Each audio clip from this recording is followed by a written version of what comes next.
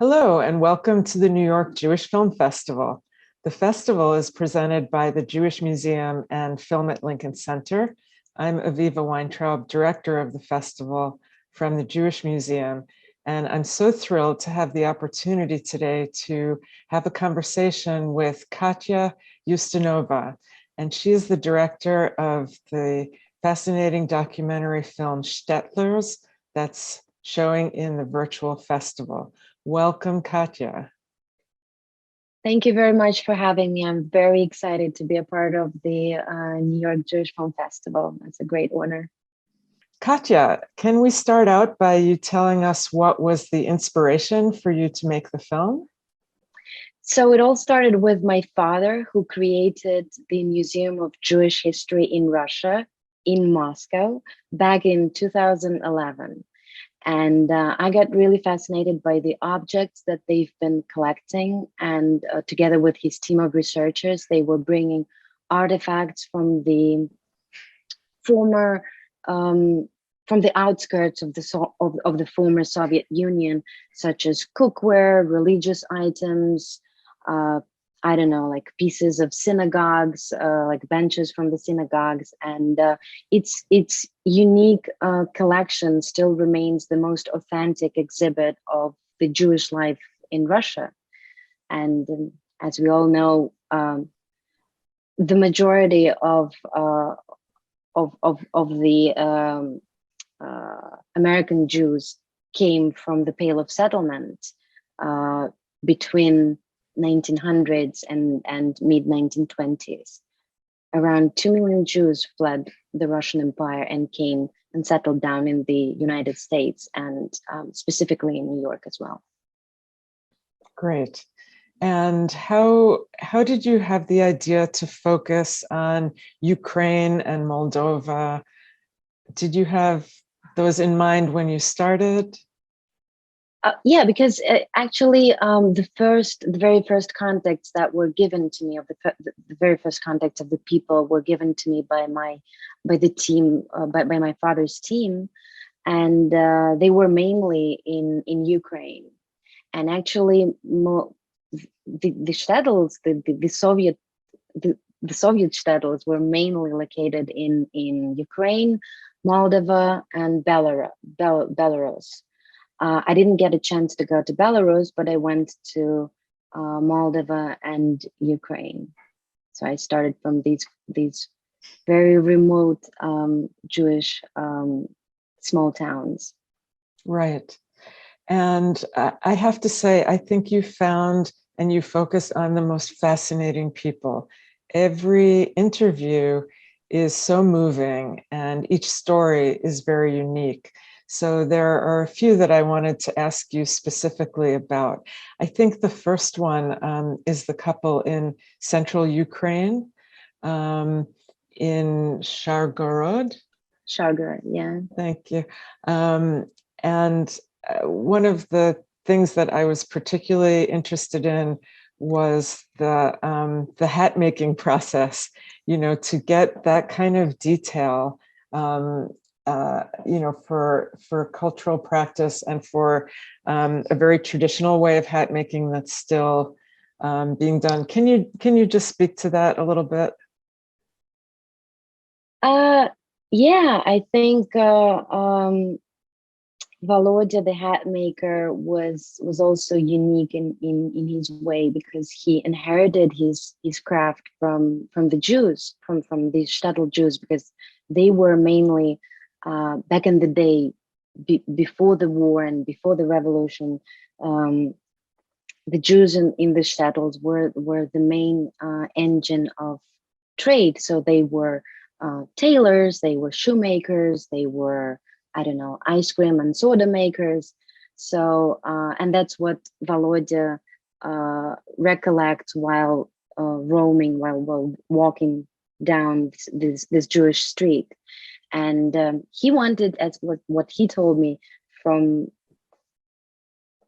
being a kid, he wanted to become a tailor, and the only place where you could learn to become a tailor was to learn it from the Jews. So, and it just happened that later he entered this artel, this tailor's artel, which was very popular in Ukraine back in the day, again in the 60s and 70s. And all the Jews were wearing these hats. And that's why the other character, and that's a like a rhyme in the film, that the other character, Slava, who comes from a younger generation, he finds the same kind of hat on the windowsill, which belonged to his father, because back in the day, all Jews wore these very old-fashioned caps or hats, and that's how Volodya learned from the Jews to sew these hats. So, and I found it amazing because he still had these I don't know how they're called, the models, the wooden kind of like models that were given to him by the Jews. So he felt very grateful to them, because that's how he learned his craft. And when I was filming him, the shtetl was almost empty of the Jewish population, and all of his neighbors immigrated either to the West, some went to Australia, some even to Germany, and no one was wearing these hats. They went out of fashion. So there was also one scene that I didn't include in the film, is the scene when in which they're trying to sell these hats in the local market, and no one is buying them, actually. Oh, wow. Yeah, because the generation was gone. Some people died of old age, some people immigrated, and basically he was making these hats just out of habit, I guess, desperately trying to sell them. But he could also do other things like clothes, and he could sew other things. Mm-hmm. I think it's such a great example of how interconnected the lives were of the Jewish population and the non-Jewish population. And they spoke so eloquently about it themselves. And I think, one of the interesting things about the film in this scene and others was just the glimpses of like everyday life, like the cooking scene. Well, they call it babka. I think we might call it matzah kugel. Right? I'm not sure, but it's one thing to learn about the big historical trends, but when you see what everyday life is like, and also just some of the buildings that you show where Jewish people used to live, it's really it brings it to life in a very real way. And I believe they're still there, these houses, very badly deteriorated, but some of these houses were like century-old houses. And yeah, they were what? Century old. Oh yes, centuries old. Yeah. Food is such an important culture category. Can you talk a little bit about that? Yeah, sure. I think that through cooking, this is how the traditions were preserved, and this is how they were passed on from older generations to younger generations. For example, when Sophia, one of the characters, is cooking gefilte fish, the way it was cooked in the shtetls back in the day, she was not allowed to know much about the holidays, but this is how she knew that there was a holiday that they were celebrating, because each food, each preparation referred to a certain holiday, to a certain Jewish holiday. But she was also brought up as a Soviet kid, already, even in these small shtetls. They went to Soviet schools. They were not allowed, except for this other character, Emilia, who went to a Yiddish school, which is an exception because Yiddish schools ceased to exist in, I'm not sure about the exact date, sometime in the mid-30s. So, and some Jewish families didn't want their kids to go to the Yiddish schools. These were not Yiddish schools, these were Jewish schools, actually. So they wanted them to get a proper Soviet education, so that after that they could enter and get accepted at the Soviet universities of the Soviet cities. Mm-hmm. So, but again, the food played a very important role for these kids to learn about the culture and to learn about the holidays. But even years and decades after that, the Ukrainians were cooking gefilte fish in a sock for the weddings, for their weddings. It was an essential part of their celebrations as well, because the cultures were so on the. In regards to the cooking, it was very mixed, because the Jews would eat the Ukrainian borscht, and on the other hand, the Ukrainians would be still cooking this babka. Right. Yeah, food is definitely something that gets carried with when people immigrate, and it can be very evocative of the culture they left behind, or the people who are gone. Yeah, the gefilte fish scene, I think that was in Philadelphia, right? Yes. Yeah. Yeah. Can you tell us more about the Philadelphia scene? Yeah, actually, I got acquainted with Sophia through her son. He was a friend of my father, and he owned a restaurant in Moscow, and that's how I met him first. And I started talking that I'm making this film about Jewish shtetls, and he said, "Oh, then you should talk to my mom who lives in Philadelphia. She would tell you everything, and she would cook for you." So and yeah, and that's how I came, and she started cooking, and she's a great cook. And this preparation of gefilte fish took her, I guess, 3.5 hours. Yeah, and you have to like sort of meticulously take out the meat out of the skin, and then sort of reconstruct the fish again. That's how it was served, and in the shtetls. Yeah, I think there were many different regional variations for how it's prepared and how it's served. Absolutely. In some places, like I guess in Moldova, it was more sweet. Right. And in Ukraine, it was less. In Moldova, and I guess in Poland, it was the gefilte fish was more sweet, and in Ukraine, it was more salty. Right. But they would always talk about these reconstructed fish. Yeah, that's very impressive. Very. And it's very festive. I mean, like when you sort of reconstruct it, and then you can cut it into pieces, and you get the gefilte fish that you could find here in the US in a grocery store.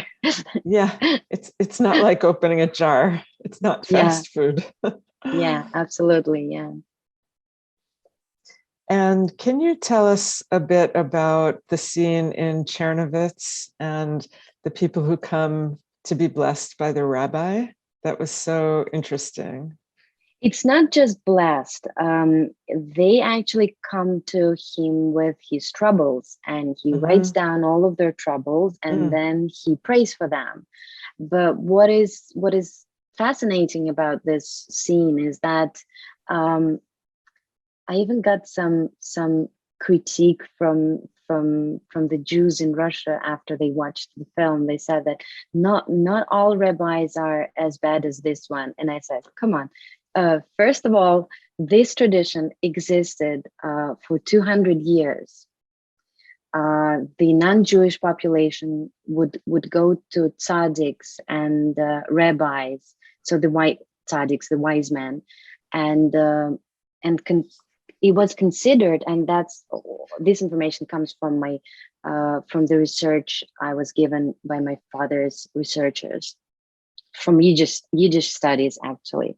So that the non-Jews thought that Jewish God helped better. So they would come to tzaddiks and rabbis to pray for their troubles. And sometimes, even that's what I found in this research, in these studies, they would ask for to jinx someone. Well, wait, tzaddik actually means righteous, so I don't think they should be in the business of jinxing. Yeah, I think so too. Yeah. But I think I just came across this jinxing like episode only once. But yeah, it's amazing that but what is really amazing is that this tradition existed for 200 years, and it was not something extraordinary that he was doing, although he was criticized in Chernovitz as well, because there was another synagogue, the second synagogue in Chernovitz, run by an Israeli rabbi, a modern one, where the Jews who still live in Chernovitz would go. And although Noah's synagogue was very popular in the 60s and in the 70s, when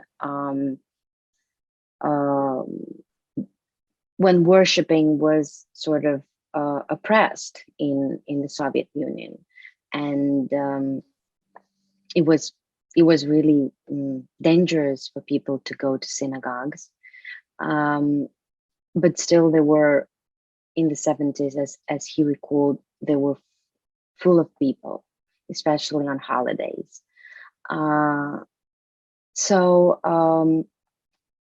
Yeah, some Jewish people criticized his synagogue for being sort of, as one Jewish lady I remember called it, being non-kosher, because of this reception that he used to have. But this is an old tradition, and it existed, like I said, for 200 years.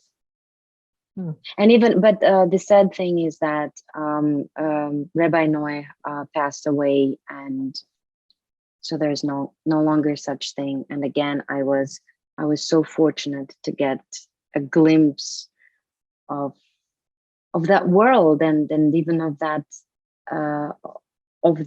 scene.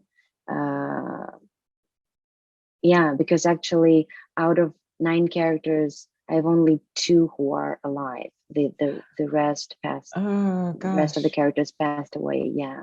Wow. So it was really a last glimpse into this world. And what was it like as you were traveling around making the film, interviewing people? What was the response to you? I imagine you coming with a film crew. Were people interested in speaking or resistant to speaking? I was mainly filming by myself. Okay. A crew of one. So it always gives you a more kind of intimate access to people and characters. But again, the very first contacts were given to me by my father's team of researchers, because that's what they've been doing.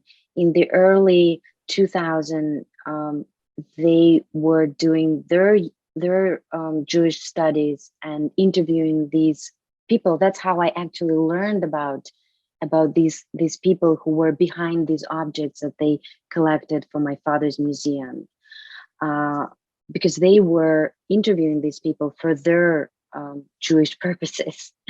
But this was, like handheld, like kind of like home video style cameras and very old. So I started filming a decade, even more later, which meant that many more people died, more immigrated, and yeah. But again, I kind of lost my train of thought. You asked me about what?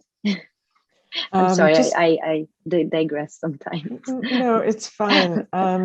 What was the process like as you traveled from town to town? Yeah, yeah. So the very first contacts were given by my father's team of researchers. So I was welcome there. I mean, like they knew that I come from someone they knew, from someone who interviewed them before that, and Sure. I went around, I don't know, maybe 20 small towns in Ukraine, and talked to many more people that you see in the film. I just couldn't include all of these people because I had to focus on certain stories that I wanted to tell, and each character sort of um, serves a purpose, a specific purpose in the film, um, telling specific stories. So, but I always hoped that the interviews that didn't make it into the film would be a part of my father's interaction screens and a part of the museum. Mm. And I really hope that one day they're just working right now on a traveling exhibition, which would include lots of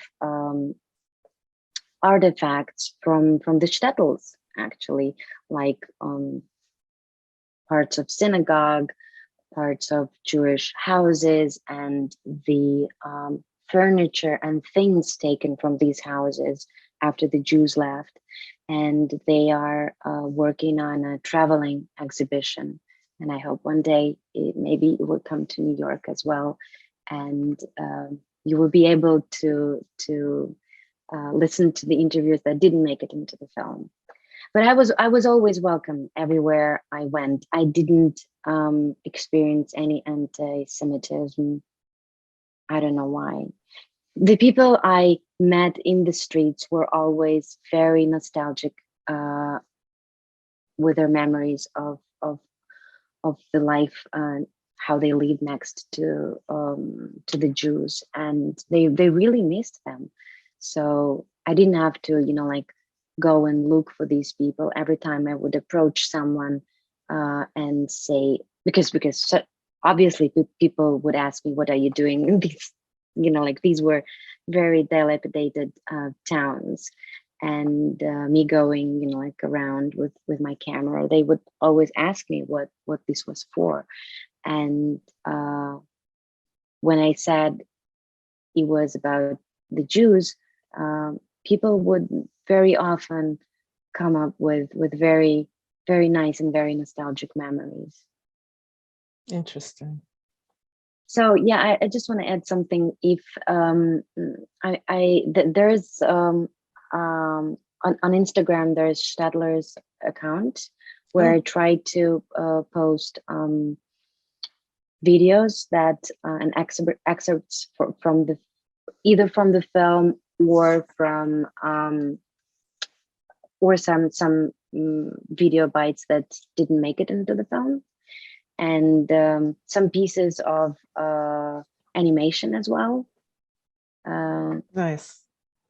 Because initially we intended to sort of use the animation to describe some of the stories, but later I realized that I cannot do this because I want to have real people talk. And that's why I ended up using the animation in the beginning and in the end, a sort of like introduction and wrap up in the end.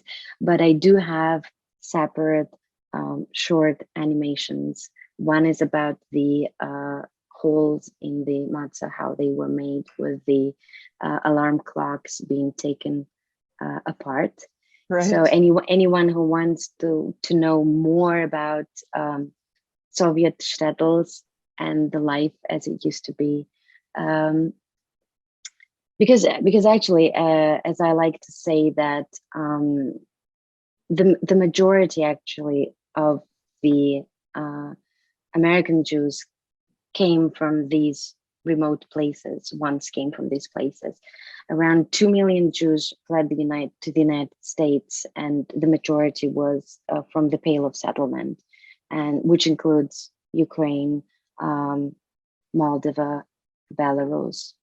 So I think they would be excited to find out that the world of their ancestors was still around just until recently. And yeah, I'm trying to post videos on Shtetlers Instagram. Go check for it. Okay, great. Well, thank you, Katya. Thank you so much for sharing your film and sharing the stories within the film. And I wish you the very best with the project moving forward.